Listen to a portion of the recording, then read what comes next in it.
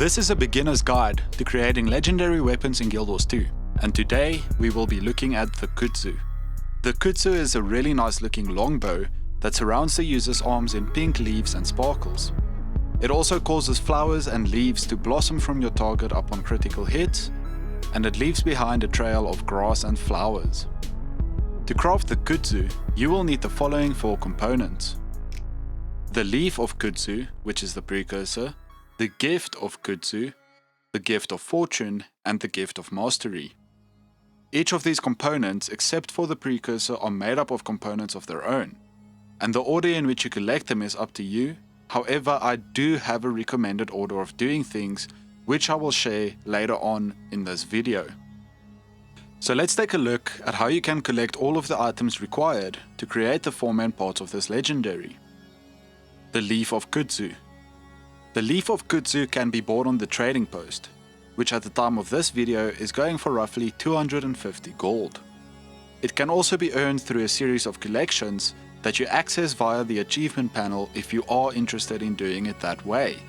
However, I will not be covering that in this video, as I find that you spend more gold on completing the collection than you do simply buying it on the trading post.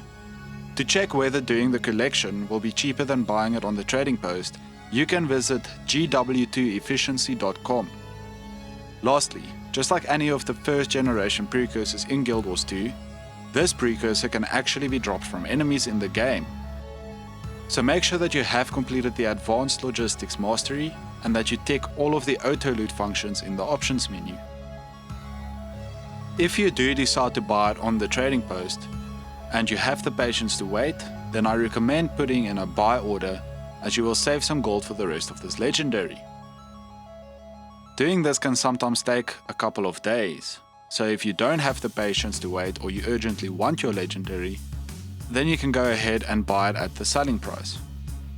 The gift of Kudzu. The gift of Kudzu is one of the more expensive parts of this legendary. It consists of the gift of wood, the gift of nature, 100 icy runestones, and a superior sigil of celerity. To craft the gift of wood, you will need a huntsman at level 400. You will also have to buy the recipe for the gift of wood for 10 gold from Kamohoali'i, who is next to the Mystic Forge in Lion's Arch. Once you have done this, you will need to combine 250 seasoned wood planks, 250 hardwood planks, 250 elderwood planks, and 250 ancient wood planks at the huntsman's table. To craft the gift of nature, you will need a leather worker at level 400. You will also have to buy the recipe from Kamohoali'i for another 10 gold. Once you have done this, you will have to buy the gift of thorns from the dungeon's weapon and armor vendor for 500 deadly blossoms. The dungeon's weapon and armor vendor is just south of the Fort Mariner waypoint in Lion's Arch. To obtain the deadly blossoms, you will have to do the Twilight Arbor dungeon or the Twilight Arbor dungeon reward track in either PvP or World vs World a few times.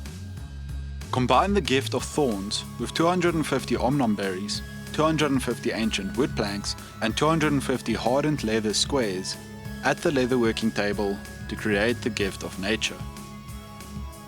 The icy runestones are a part of the legendary that you unfortunately have to spend gold on. They cost 1 gold each and you need 100 of them, so it adds up to a total of 100 gold. You buy them from Rojan the Penitent, who is northwest of the Earthshake waypoint in Frostgorge Sound. If the Drawmack event is running, then Rojan may not be there and you will have to wait for the event to end before he returns. There are many ways of obtaining the superior sigil of celerity, but the easiest and quickest would be to simply just buy it on the trading post.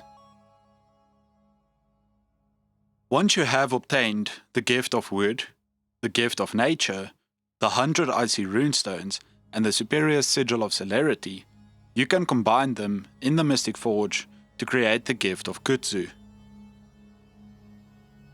The gift of fortune goes into all of the first generation legendary weapons in Guild Wars 2, and it is a very painful part of the process.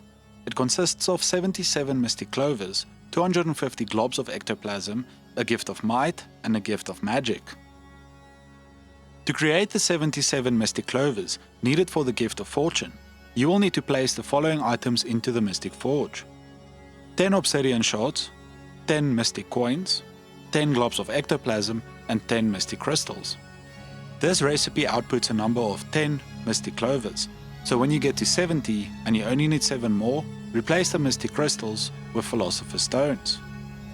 This recipe only has an approximate 32% chance to return mystic clovers, and can instead return a number of different tier 6 materials, some of which can be used in the gift of might and the gift of magic, so it is important to do the mystic clovers before doing those.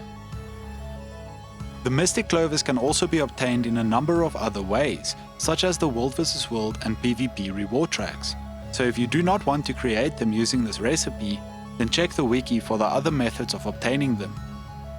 The gift of might and the gift of magic are both made up of different tier 6 materials that needs to be combined in the mystic forge to create the respective gifts. The gift of might consists of 250 of the following items: vicious fangs, armored scales, vicious claws, and ancient bones.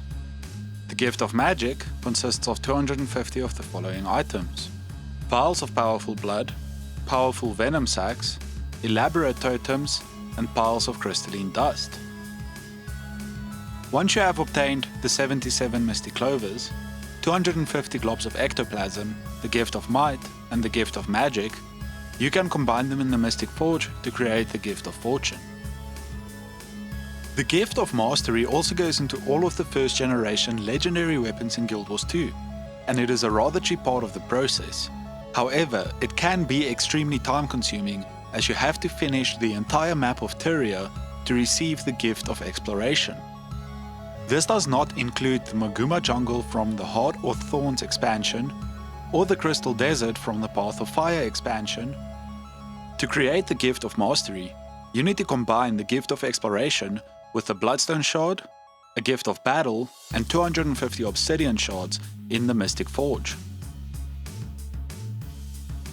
Creating legendary weapons can seem like a daunting task, and like no matter how much you play, you will never be able to create them.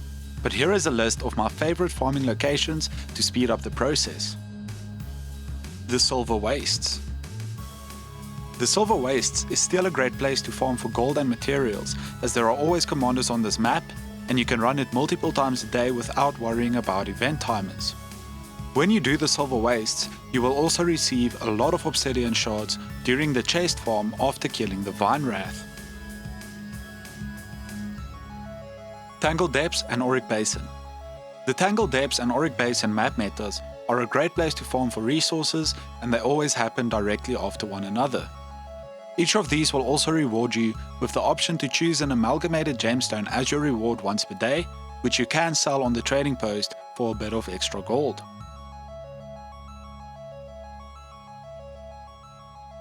World Bosses. Doing world bosses is a great way of farming for materials.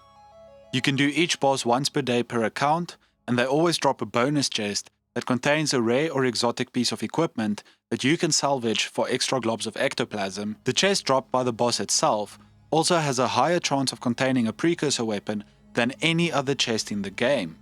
So if you are thinking of trying to farm for precursor weapons, instead of buying them on the trading post or crafting them, then this is the way to go. Another nice thing about doing the world bosses is that there's always a lot of players doing them, meaning that the events will be quick and relatively easy. Please note that your character has to be above level 40 to have a chance of receiving any rare gear from the event. Fractals. The Fractals of the Mists is probably the most rewarding thing to do in Guild Wars 2. The issue here is that you need at least one character that is fully geared in Ascended gear and that has around 150 agony resistance, and getting a character to this stage is very difficult and can be very expensive. You should do the daily tier 4 fractals every day. Dungeons.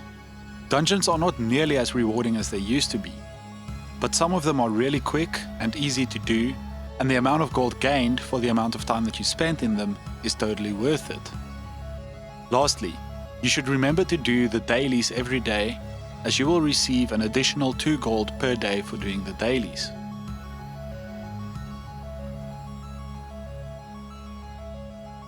To make the process of crafting this legendary as fun as possible while still saving some gold, I recommend that you do things in this order.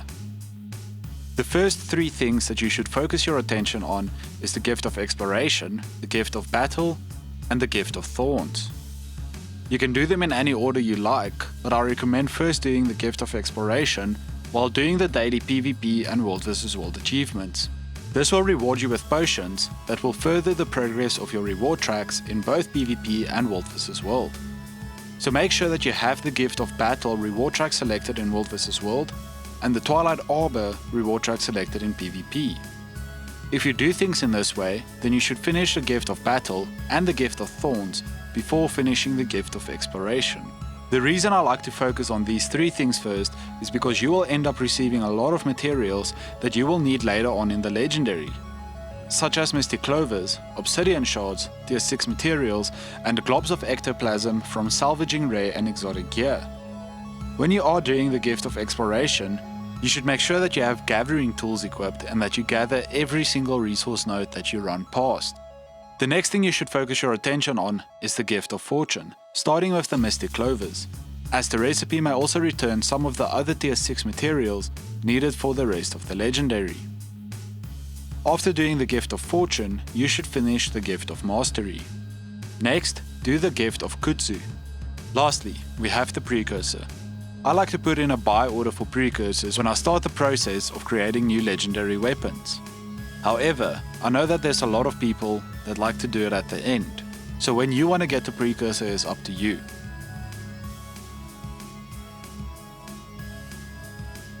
Thank you so much for watching this video. If you found it helpful, then please give it a like and share it with your friends who may want to create this legendary weapon in the future. If you have any questions, please feel free to ask them in the comment section of this video. And if you want to create another legendary weapon, but you don't know how or where to get started, then consider subscribing to my channel, as I will be bringing out more guides like this one in the near future.